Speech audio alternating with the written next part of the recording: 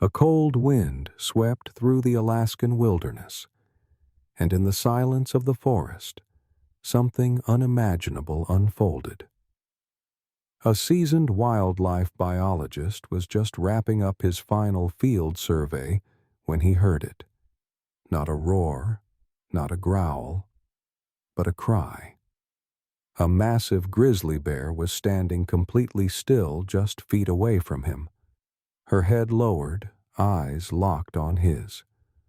But she wasn't threatening him. She was pleading. Behind her, a cub, barely breathing, dying. What followed was a story so shocking, so heartbreakingly beautiful. It would forever change the way we see animals, love, and sacrifice. Before we begin, make sure to subscribe to the channel, like this video, and turn on notifications. This helps us bring more inspiring stories like this to you. The Alaskan wilderness was colder than usual that October, its first heavy snowstorm having arrived a week early. Thick blankets of snow muffled every sound except the crunching of boots and the soft buzz of a handheld GPS device. Daniel Reeves, 42, had spent the last decade studying grizzly behavior for the National Wildlife Protection Bureau. This was supposed to be his final solo survey before returning to Anchorage for the winter. He loved the quiet, the solitude. But this trip felt different. He had been feeling it for days, an unshakable tension in the air, the kind that made birds silent and prey animals restless. That morning, just before sunrise, Daniel packed up his camp near the edge of a dense pine grove. He was about to log the final GPS coordinates when he heard an unusual sound. It wasn't a growl. It wasn't even aggressive. It was a cry. Daniel froze. He lifted his binoculars toward the clearing ahead. There she stood, a massive female grizzly, easily over 600 pounds, with thick fur matted with frost and mud. But it was her eyes that stopped him cold. She wasn't looking at him with the usual animal caution or dominance. She wasn't even watching him as prey or threat. She looked desperate. Then, Daniel saw it. Behind her, a tiny cub, barely the size of a large dog, lying limp in the snow. Its breathing was shallow. One paw twitched weakly. He knew the signs. Internal trauma, perhaps pneumonia or frostbite. The cub didn't have much time. Daniel's heart pounded. He knew the rules. Never interfere with wildlife. Never approach a mother bear. Under no circumstances. But then something happened that would haunt him forever. The mother bear, slowly, cautiously, took one step back from her cub, her breathing heavy, chest rising and falling with sorrow. Then she sat.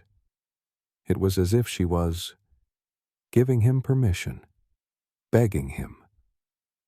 Daniel's instincts warred with his training.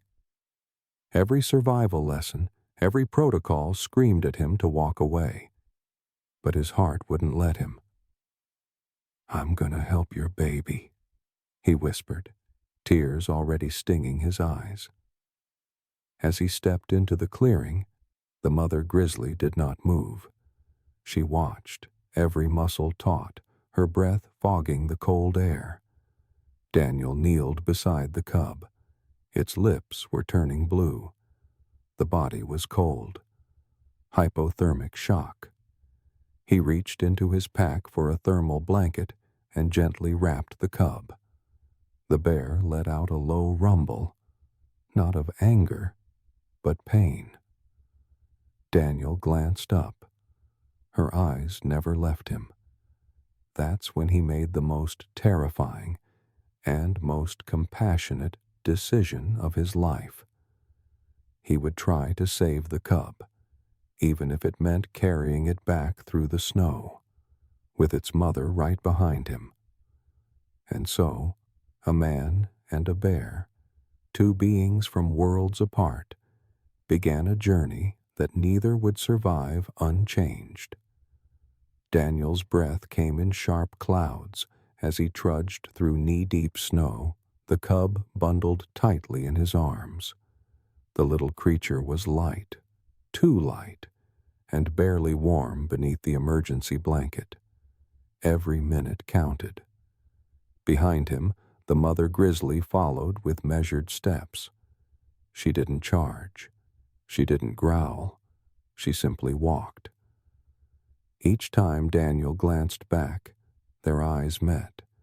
Hers were wide with urgency, with something deeper than fear.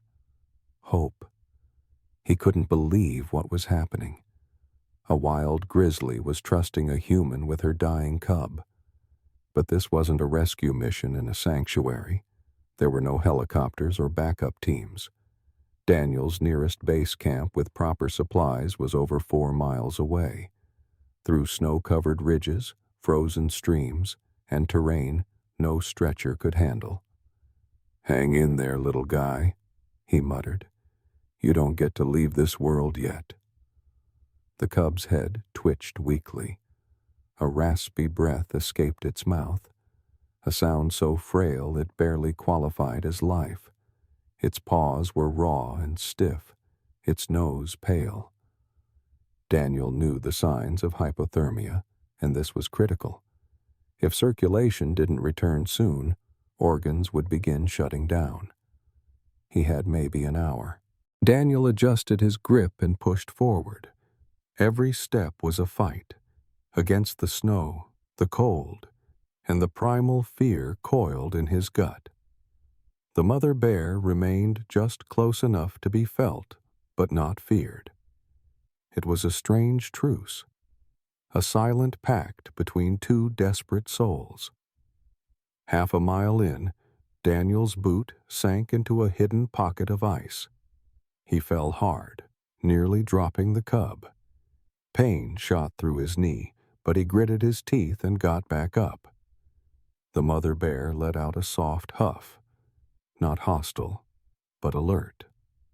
Daniel took it as encouragement. By the time they reached the halfway point, a narrow ridge overlooking a frozen stream, the wind picked up. Snow whipped across his face, stinging his eyes. Visibility dropped. He could no longer see the mountains in the distance, just swirling gray. He ducked behind a fallen pine to rest. The cub's breathing was shallower now, its eyes closed, too still. "No, no, no. Stay with me," Daniel whispered, unwrapping the blanket just enough to rub its chest. His fingers worked in small, rhythmic circles, trying to stimulate blood flow.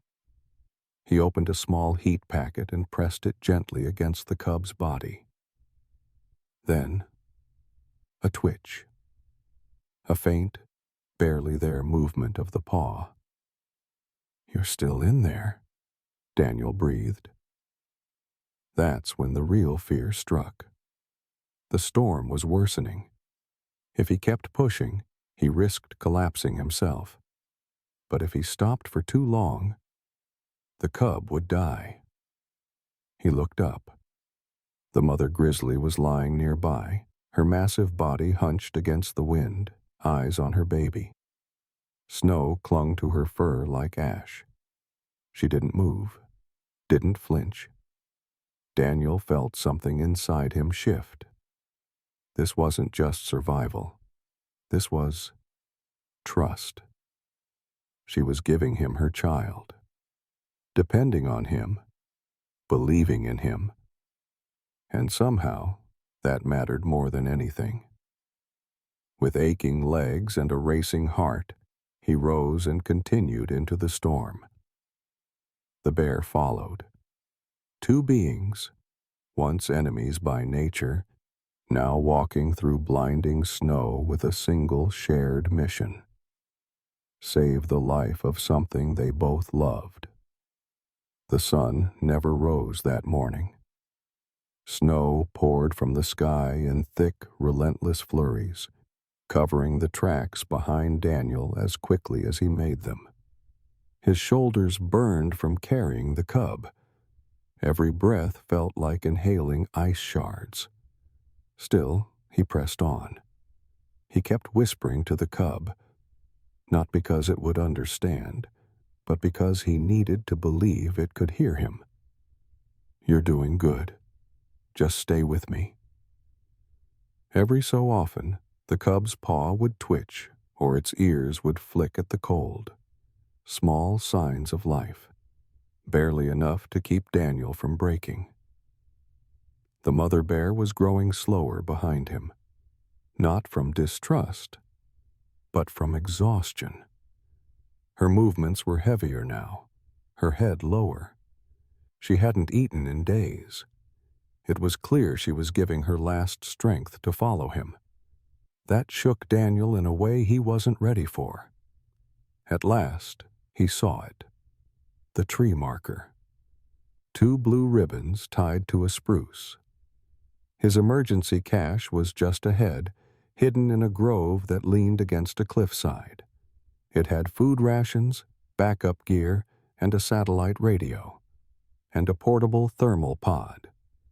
He quickened his pace, careful not to trip over the ice-covered rocks beneath the snow.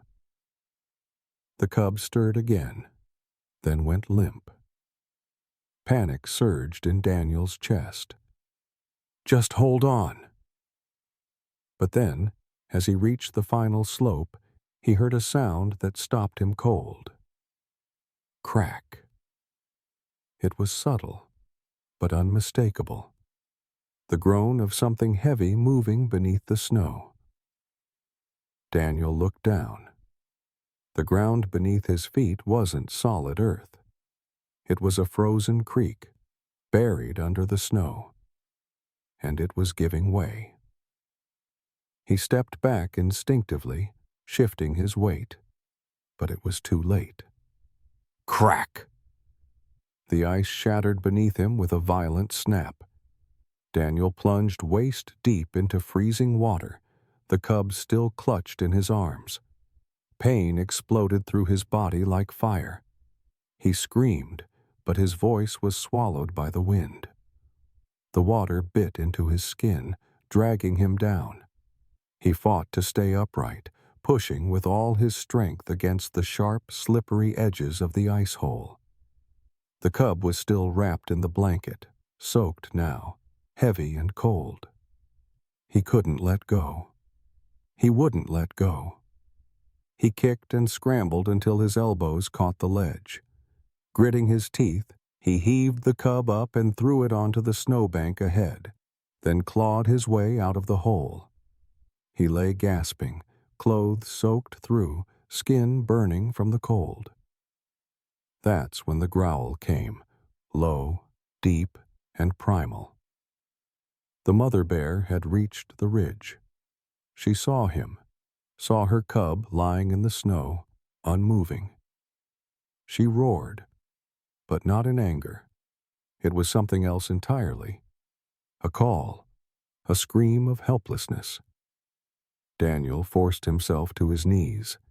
His hands shook as he tore off his wet coat and wrapped it around the cub. His lips were turning blue. He had to move.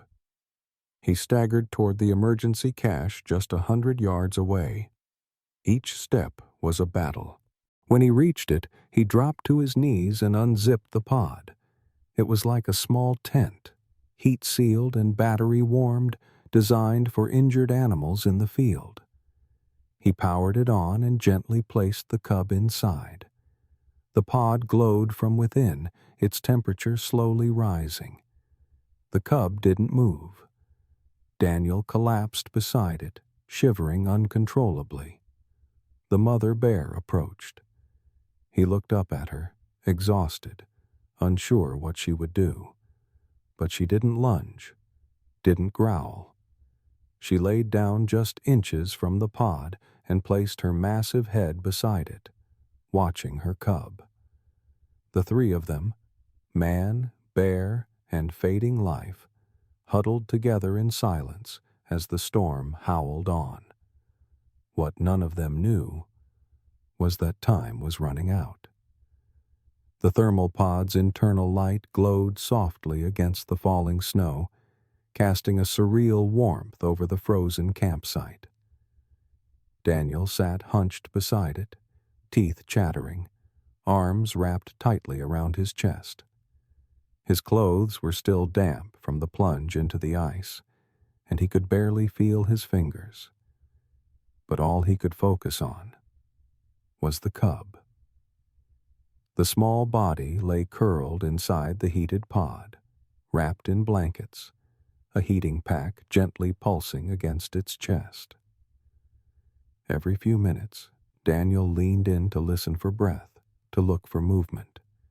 Still nothing. "Come on, little guy," he whispered, his voice raw. "You've come too far." The mother bear remained close, her massive body curled around the pod like a living wall.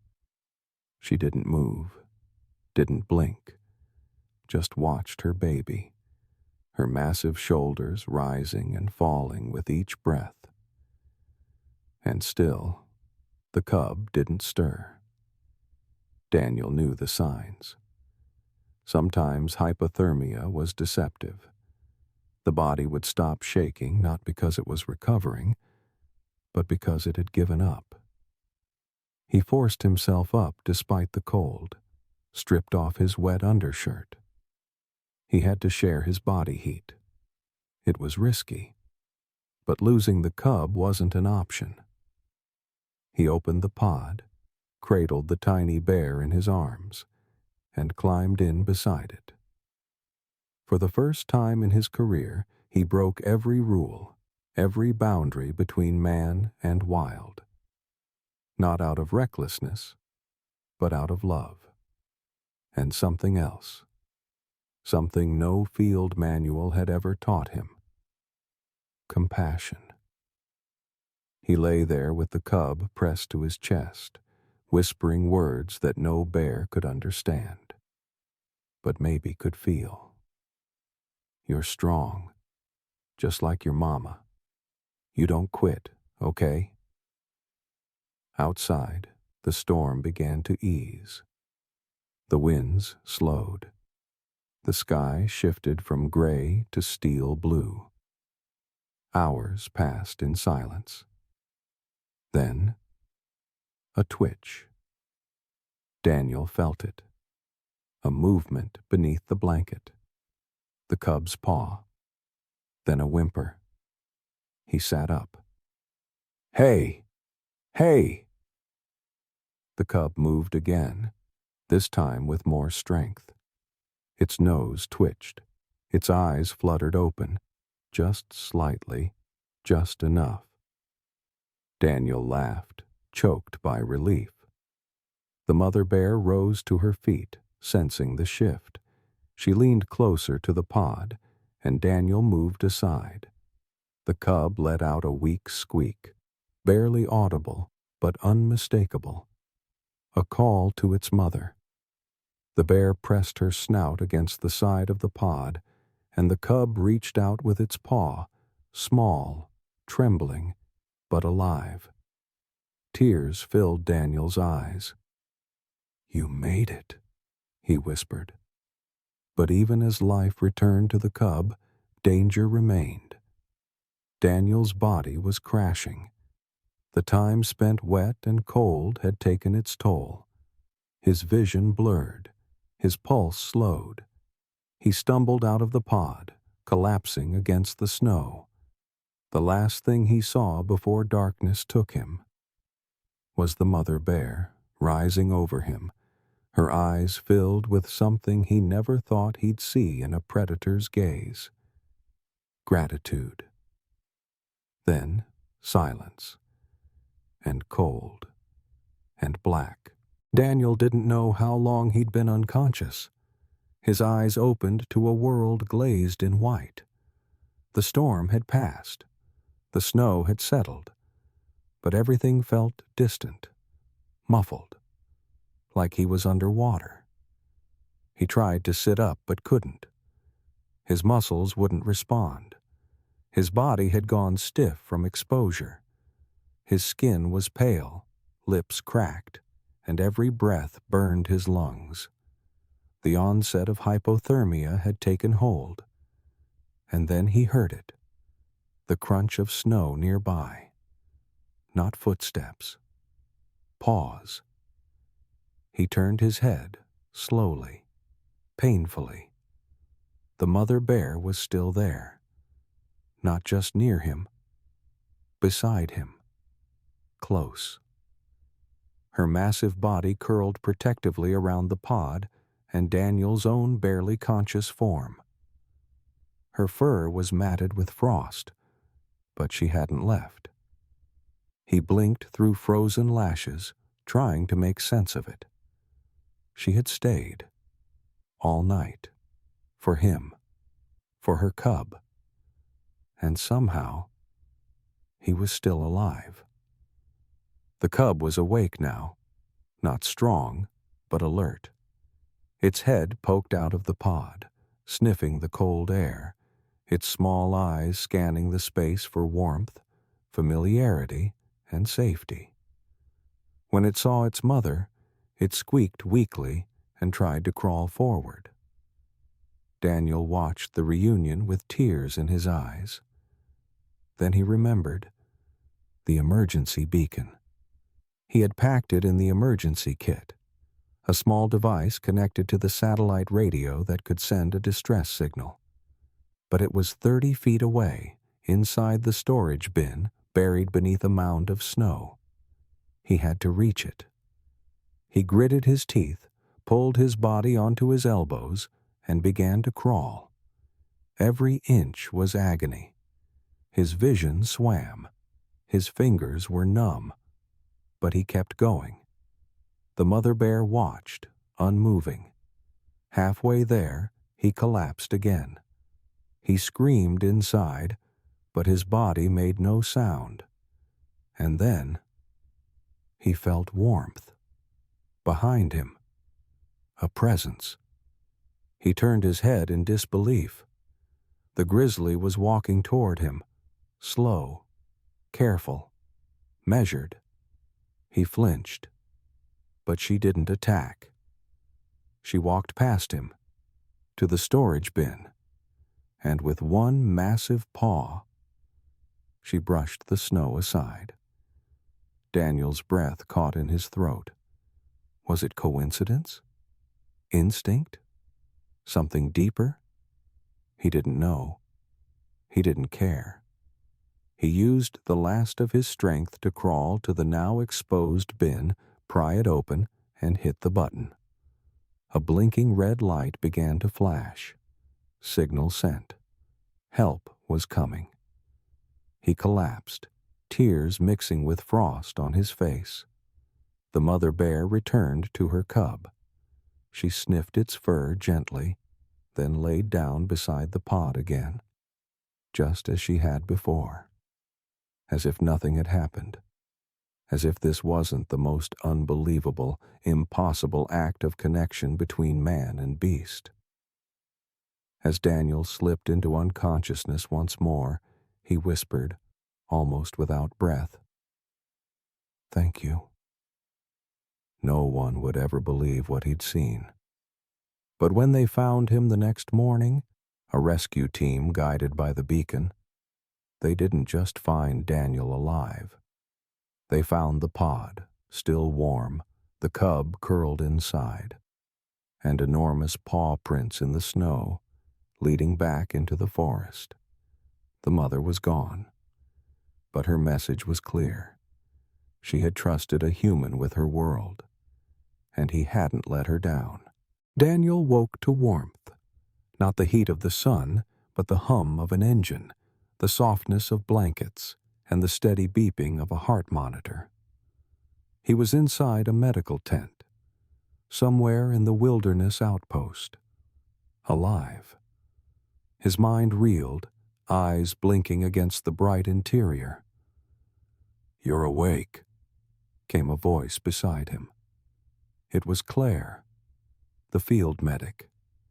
She had tears in her eyes and a stunned expression on her face.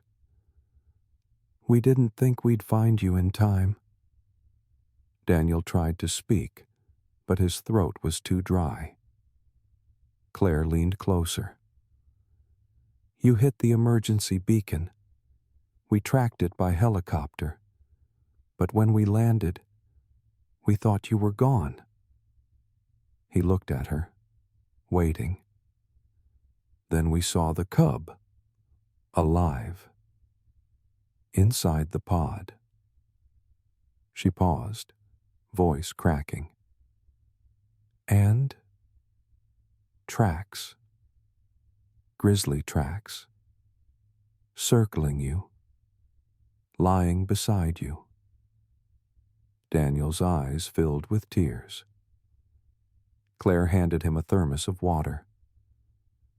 "The cub is stable, weak but recovering. The pod kept it warm. And whatever you did, it worked."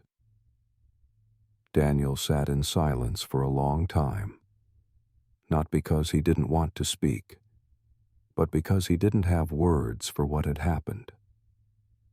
How do you explain to someone that a wild bear, a creature feared for its strength, had chosen to trust you, had walked beside you, had saved your life? The next day, wildlife officials arrived with a decision to make. The cub couldn't survive in the wild yet. It needed weeks of care. Daniel insisted on being part of the rehabilitation. He didn't want it sent to a sanctuary in another state. Not yet. "He has a bond with me," Daniel said. "Let me help." And so, a temporary field shelter was built, just off the ranger station. The cub stayed in a large natural enclosure where Daniel visited daily, feeding, nurturing, talking softly, letting it recognize him not as a threat, but as something familiar. The days passed. The cub grew stronger. It limped less, climbed small rocks. Its fur grew thick again. Its eyes no longer looked hollow. And then, one morning, 2 weeks after the storm, it stopped eating. Daniel noticed it immediately. The cub paced, restless, sniffing the air, looking past the fence toward the tree line. Claire noticed too. Something's bothering him. Daniel didn't need a theory. He had a feeling. That night, he set up a motion-triggered camera just outside the perimeter. The next morning, he reviewed the footage. At 3:12 a.m., under the pale moonlight, a shape emerged at the edge of the trees. Massive, familiar. Her. The mother bear had returned. She didn't enter the enclosure, didn't call, just stood there, watching, waiting. By dawn, she was gone. But Daniel understood. "She's come for him," he whispered. Now came the hardest decision of his life.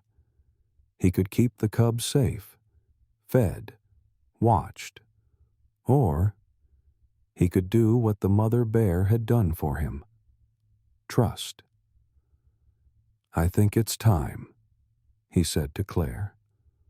A release was arranged, but nothing could have prepared Daniel for what came next.